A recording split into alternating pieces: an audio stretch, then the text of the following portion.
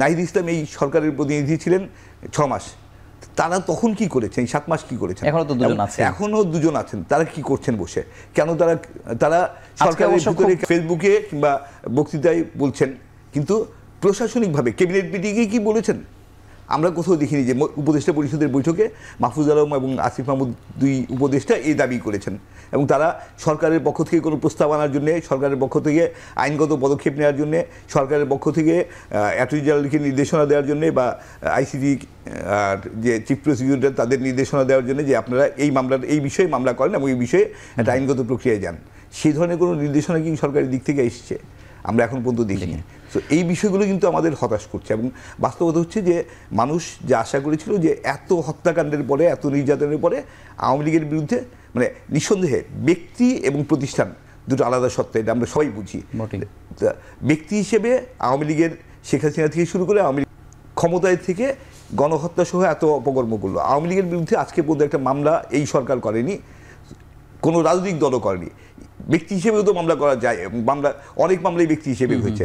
এনসিপির আজকে যারা নেতা, যারা খুব সোচ্চার, নাহিদ ইসলাম সহ, তারা তো মামলায় যেতে পারেন, তারা তো আইনগত পদক্ষেপ, সেখানে তারা কোনো আইনগত পদক্ষেপ নিচ্ছে না, কোনো প্রশাসনিক পদক্ষেপ নিচ্ছে না, শুধু মাঠের কি এখন যেহেতু দাবি জোরালো হচ্ছে, এখন কি আসলে নিষেধের পক্ষে কিনা বিএনপি? মানে আর কোনো দ্বিধা নেই, স্পষ্টভাবে কি আসলে এই দাবির?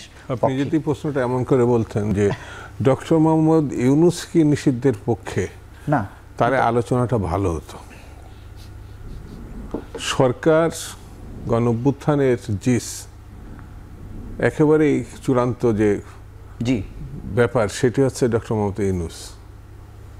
না, উনি বিপক্ষে বলার পরেও আসলে এই আন্দোলনটা আরো জোরালো হলো, কথা জোরালো হলো। এখন আবার দেখছি সবাই আবার একমত হচ্ছে।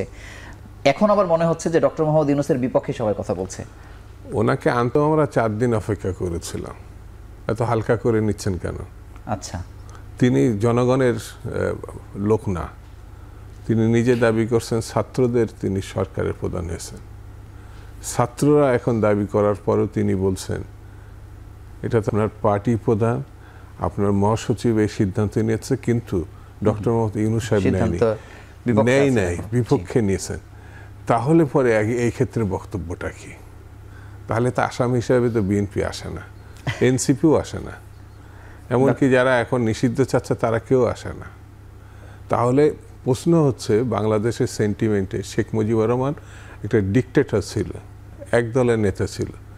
সেও একটা সময় পার্লামেন্টে দাঁড়িয়ে বলেছিল এই দল দিয়ে কিচ্ছু হবে না, এ চোর বাটপার লুটেরা আওয়ামী লীগ। এটা আমি 75 আগে যখন বাকশাল গঠন 4th সংশোধনের আগের কথা বলছি, সে বাতিল করেছিল, প্রথম না দ্বিতীয়। আর পাকিস্তানিরা প্রথম বাতিল করেছিল যখন এরা ভারতে আশ্রয় নিয়েছিল, এটা পাকিস্তানিদের বক্তব্য ছিল মুক্তিযুদ্ধকালীন সময়। তৃতীয়, এখন যে জায়গায় এসছে সেটি কিন্তু যারা বাতিল নিষিদ্ধ চাচ্ছে, এটা কিন্তু তারা তাদের কারণে চাচ্ছে না, এই দলটি প্রমাণ করেছে, হাসিনাই প্রমাণ করেছে কি ভয়ঙ্কর একজন মানুষ সে। এই দলটা কত ভয়ঙ্কর একটা দল, এটা কিসে হাসিনা নিছে, তার মন্ত্রী পরিষদ, তার পরিবার নিছে। সেই হিসাবে এটা যেটা ওই দুজনই বলেছে, আমার কাছে মনে হয়েছে যারা রাজনৈতিক দল হিসেবে নতুন, এখন তাদের আমি দোষ ধরছি না, কেন ওখানে থাকার সময় করলেন না, কেন করলেন না, হয়তো নানান প্রশ্নে আসতে পারে। কিন্তু এখন যখন এমন একটি রাজনৈতিক দল দেখান তো, একমাত্র আওয়ামী লীগ আর জাতীয় পার্টি বাদে, জাতীয় পার্টি এই জন্য বলছি সে একটু আড়ালে আড়ালে থাকছে, এটা একেবারে দুইটাই তো বদমাইশ। এটাকে নিশ্চিন্তভাবে সে এখনো বলে যাচ্ছে যে আওয়ামী লীগ আর জাতীয় পার্টি নিয়ে যদি ইলেকশনের না সুযোগ পায় তাহলে সে নির্বাচন গ্রহণযোগ্য হবে না।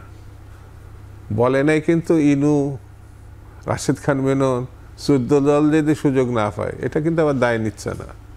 তা আমার কাছে বক্তব্য হচ্ছে এখনো কেন জাতীয়, আমি এটাকে জাতীয় ঐক্যমতই বলবো, সিদ্ধান্তটা মানে সরকার না নিয়ে বিপক্ষে অবস্থান কেন করলো, এটা আমার মনে হয় ডক্টর ইউনূস সাহেব উনি একটা বরেণ্য ব্যক্তিত্ব। জি, আপনি যেহেতু বারবার বলছিলেন যে ছাত্রদের সরকার তিনি বারবার বলেছেন, এবং এটি যে কোনো সাক্ষাৎকারের সময় আসলে এটি মানে এটি এটা বলেছেন, কিন্তু ছাত্ররা তো এখন আমি যতটুকু বুঝেছি তাদের বক্তব্যে, ছাত্ররা এবং রাজনৈতিক দলগুলোকে কিন্তু তারা এখন আওয়ামী লীগের নিষিদ্ধই চাচ্ছে। তাহলে ছাত্রদের সরকার যদি হয়ে থাকে, এই উত্তরটি আমি আসলে ডক্টর আতিক মুজাহিদ আপনার কাছে জানতে চাই। কেন ইউনূস সাহেব প্রধান যেটা জানে যে অনেক পেশার উপেক্ষা করেই তো এই সরকার গঠন হলো, উনি আসলেন, দায়িত্ব নিলেন, কোনো কিছু খেয়ে তোয়াক্কা করছেন না। সব থেকে বড় কাজ যেটি জাতিসংঘের মাধ্যমে একটি তদন্তের কাজ করা, সব থেকে বড় কাজ যেটি বলা যায় অন্তর্বর্তী সরকারের, এই পেশারে কি উনি আসলে টলে যাবার কথা কি মনে হয়? না, এটা তো নানা রকমের পার্সপেক্টিভ থাকতে পারে। আপনার কাছে মনে হচ্ছে যে সবকিছু অবলোক করলো, কেন উনি আওয়ামী লীগের ব্যাপার নমনীয় হলো? হতে পারে এরকম যে অনেকগুলো, যেটা আপনি বলছেন, এর আগে দলগুলো কিন্তু হোয়াট এবং নানা রকম কথা বলছেন। যে মাহমুদুর রহমান যিনি সবথেকে বেশি সোচ্চার ছিলেন, তাকেও আমরা দেখলাম যে একটু নমনীয় ভাবে উনি কথা বলছেন। ওনাদের পার্সপেক্টিভটা ওনারা বলতেন। এবং ভেরি ইন্টারেস্টিংলি বাংলাদেশের যতগুলো এজেন্সি আছে, আমি যতটুকু জানি, স্টিল 50% প্লাস এই পতিত ফেসিস্টদেরই তারা ইনফর্মার এবং তারা এখনও আছে। এবং আমার হলের পার্টিকুলারলি আমি জানি যাদেরকে প্যাডে করে এনএসআই চাকরি করা হয়েছে, তারাও তো এই লাইনে এখনও আছে। তো তাদের ইনফরমেশনগুলো তার কাছে কতটুকু যাচ্ছে, কীভাবে যাচ্ছে, কারণ একটা ডিসিশন নেওয়ার আগে রাষ্ট্রপ্রধান তো অনেক কিছু অ্যানালাইসিস করে ডিসিশন নেয়।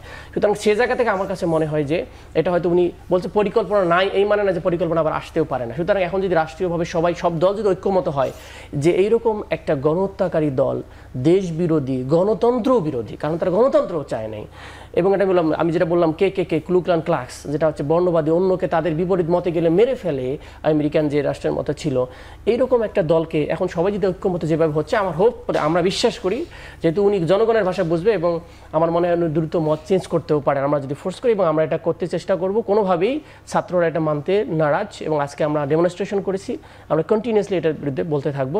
এনিওয়ে আওয়ামী লীগকে রিলেভেন্টাইজ করার কোনো সুযোগ বাংলাদেশে আর নাই। ধন্যবাদ। হাসনাইন খুরশিদ, আপনার কাছে জানতে চাই যে গণ অভ্যুত্থানের সময় থেকে কিন্তু সেনাবাহিনী জনগণের পাশে ছিল, এবং সেনাবাহিনীকে নিয়ে আসলে এত বেশি প্রশ্ন ছিল না, যেটি আসলে রাষ্ট্রপতিকে নিয়েও আসলে ছিল।